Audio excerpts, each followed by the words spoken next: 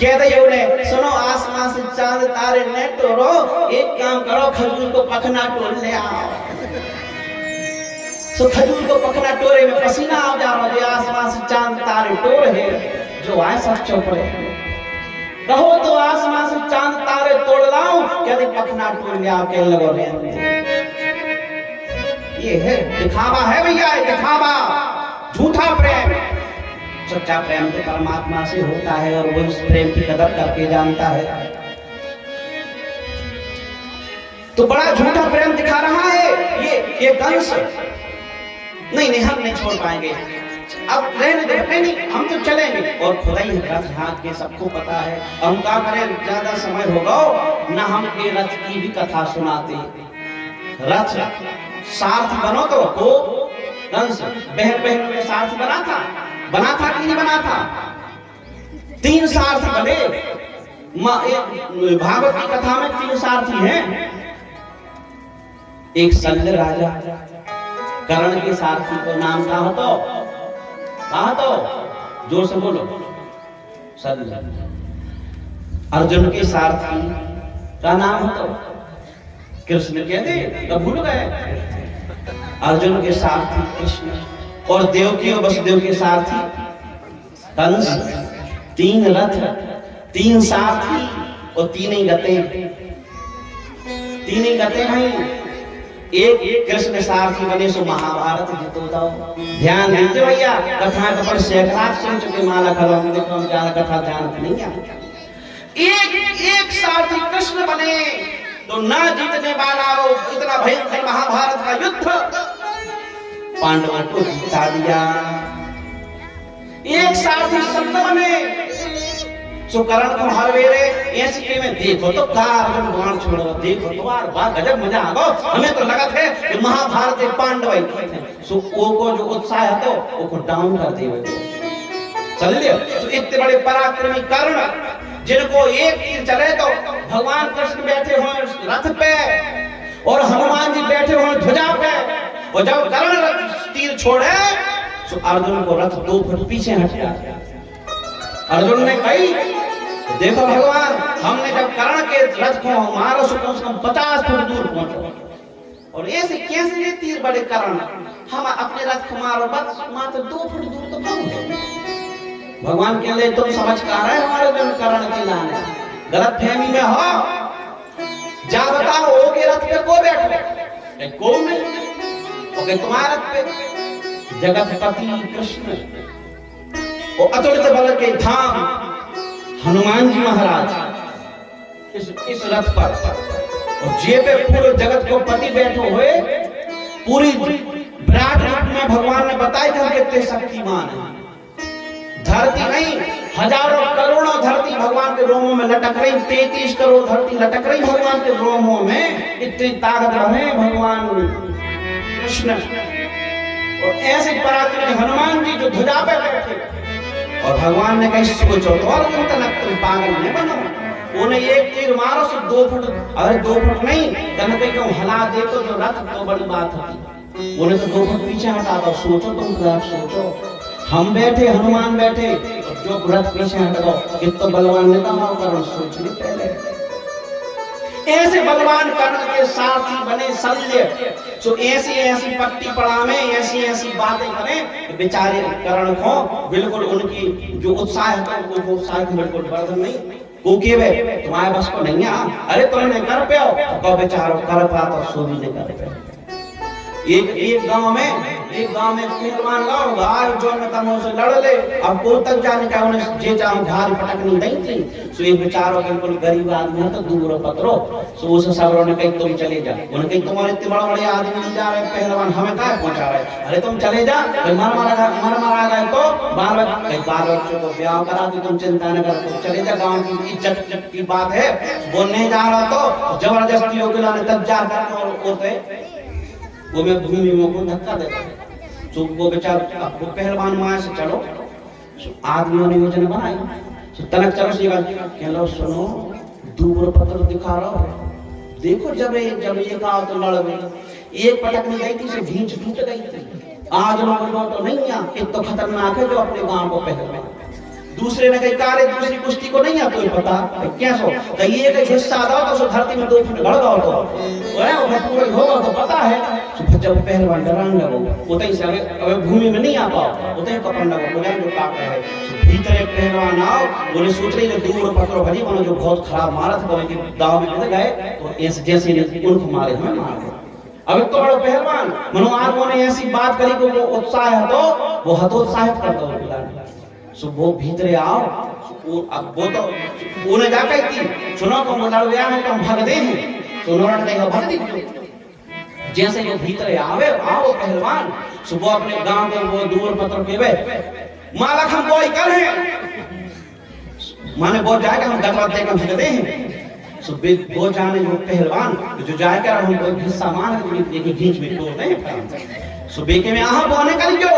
गांव के में बोके में हम तो कोई कर हैं बोके में हम बोके में बोने कर जो क्या और सब कर जो सो वो जाने जो जाए के रहो आंधे लगा हम तोड़ के धर दे हैं खोबी हमने मान है वो आओ दौड़ा आओ जो भगवीवार हो तो वो पांव में गिर पड़ो ये भैया हमें माफ कर दे हम तो हार बनी गड़ा को हार हो तो पहलवान कर ये बिल्कुल दूर पकड़े ऐसे जो राजा जो सल्लह तो सारथी ऐसी बातें करे कर्ण से कि कर्ण के एक ही तीर में महाभारत समाप्त हो सकती उन्होंने ऐसी बातें करी कि अपनी बल को भूल गए तन शक्ति को भूल गए वो अर्जुन के सामने हार नहीं पाए तो एक साथी सत्य जैसे होते हैं तुम्हारे बस को नहीं है कहाँ है तुम्हारे बस को है कहाँ तो हाँ तो बस को सुनी बच्चों तो एक साथी सत्य हो गए और तीसरे सारथी कंस जैसे हो कैसे सारथी ऐसे सारथी कि सुनो समय परो तो बेन की आरती उतारने लगे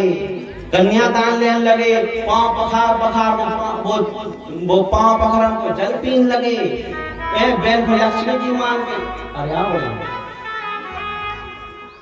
बहन को लक्ष्मी मान के बहन को लक्ष्मी मान के पूजने लगे और सुनो जैसे आकाशवाणी ने कहा कि 7वां गर्भ तेरा इसका 8वां गर्भ इसका काल होगा तो देखो तुरंत तलवार निकाली कथा सबको पता है बैठे और जौन बहन का पूजन कर रहा था जिस बहन का पूजन कर रहा था उसी बहन के केसों को पकड़ा 2-3 बार ऐसा मरोड़ा और रथ से नीचे खींच के पटक दिया ऐसे भी सारथी होते हैं 3 सारथी 3 क्रियाएं हुई भैया जो अपने जीवन में कृष्ण जैसा सारथी रखेगा वो हारी हुई बाजी भी जीत जाएगा जो शल्य जैसा सारथी रखेगा वो जीता हुआ युद्ध भी हार जाएगा और जो कंस जैसा सारथी रखेगा वो अपने आप को सुरक्षित कभी ना समझे कभी भी धोखा दे देगा कंस धोखा देता है शल्य हतोत्साहित करता है और कृष्ण विजय से प्रदान करते हैं अब हमें और आपको चुनना है अपने जीवन में कि हमारा सारथी कैसा हो कंस जैसा हो कि शल्य जैसा हो कि कृष्ण जैसा हो भैया ये सारथी की कथा ये रथ की कथा है तो उस जैसे आकाशवाणी हुई कि तेरी किसी बहन को जितना तू प्रेम कर रहा है इसी का 8वां गर्भ इसका काल होगा तेरा जैसे आकाशवाणी को सुना खड़ग को निकाला बहन को रथ से नीचे खींचा मारने को तैयार हो गया वसुदेव जी ने क्या करा वे अपने प्राण की रक्षा कर ऐसा कौन है जो अपने प्राणों को नहीं बचाना चाहता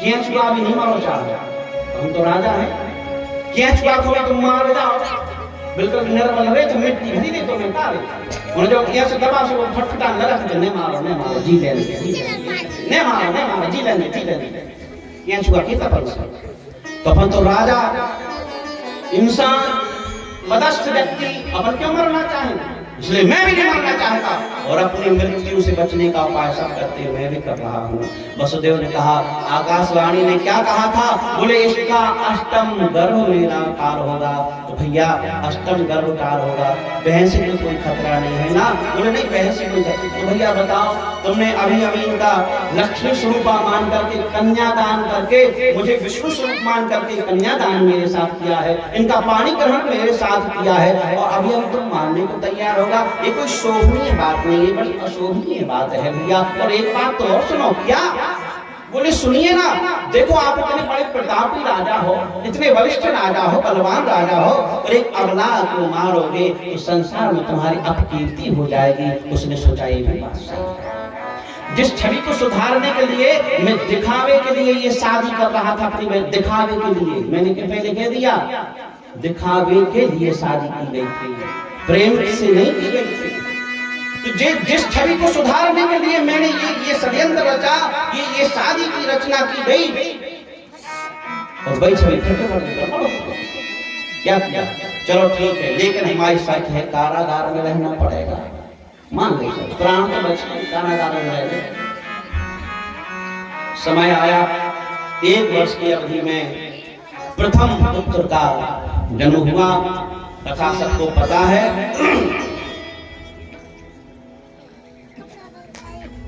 कीर्तिमंतम प्रथम जन्म, कीर्तिमान नाम के पुत्र का जन्म हुआ। देवकी वक्ष से अपना प्रेम लुटा रही थी। वसुदेव जी आ गए, कहा देवकी मैंने तुम्हारे भाई को वचन दिया है। क्या क्या क्या क्या? मैंने वचन दिया है तुम्हारे भाई को कि जितने पुत्र होंगे सब उसको समर्पित कर देंगे, इसलिए इसे मुझे प्रदान कर। देवकी धन्य है रे भारत की, सनातन जय है। इसलिए तो यत्र नार्यस्ते पूज्यन्ते रमन्ते तत्र देव। ऐसी महान मातृशक्ति केवल और केवल इस भारत भूमि में ही हो सकती है, और पूरे विश्व में कहीं नहीं हो सकती। इसलिए तो हमारे भारतवर्ष में आपको माँ जगदम्बा मान करके आपको प्रणाम करने की विधा है। इस कन्या के चरणों तक लेकर के नवरात्र में उनका पूजन करके उनका चरणों तक पान करने की व्यवस्था इसलिए है क्योंकि हमारे भारत में मातृशक्ति जो होती है वह देवी स्वरूपा होती है।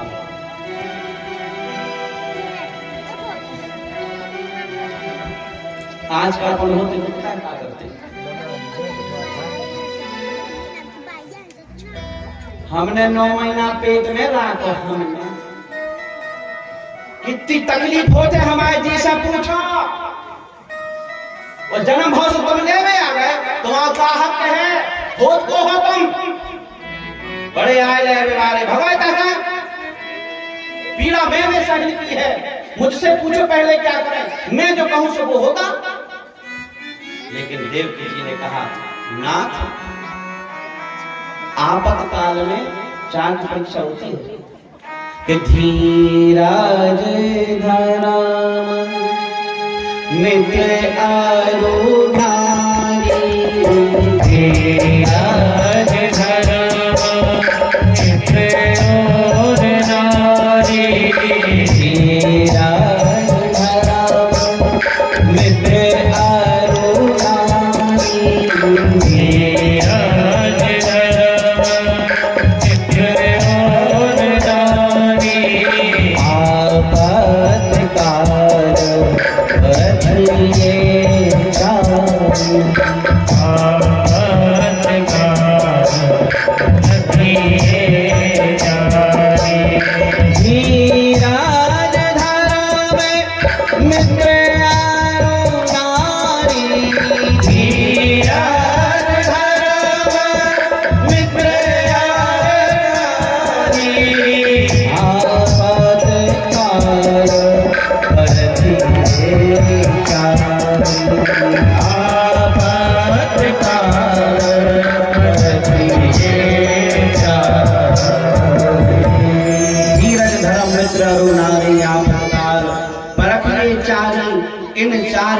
परीक्षा आपत्ति काल में होती है। धैर्यवान तुम कितने हो, धर्म की रक्षा आपत्ति काल में। हम भैया उपास रे थे, जैसे हमारे भैया ने आज बताया था ना फोन पे, वो ग्राहक बहुत हमारे भैया आए हैं, ग्राहकों से आए हैं, भारवल जी के बहुत खास हैं वो, और हमसे प्रेम है इसलिए वो आए हैं। और हमारे बड़े भैया हैं वो मजबुआ से आए हैं, हमारे छोटे भाई मामा, हम तो उसे मामा जी बोलते हैं क्योंकि वो हमारे मामा, जहाँ हमारा मामा पक्ष है ना, जहाँ पर नाना नानी मजबुआ, वो मजबुआई से आए हैं, हम तो उनको मामा कहते हैं और वो भी हमें भांजा मानते हैं। हमारे मामा जी भी आए, आपका भी स्वागत है। हमारे भैया जी आए हैं, आपका भी स्वागत है।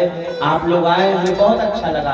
आज पहली बार भांजा मामा के सामने बोल रहा है, इसलिए मामा जी जरा भूलते जाना कुछ।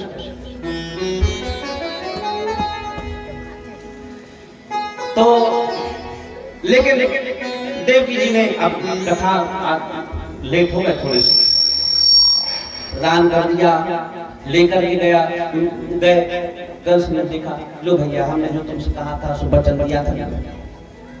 कंस क्या कह रहे, तुम का समझे तो हमारे मन में दया नहीं है। अरे हमारे मन में भी दया है,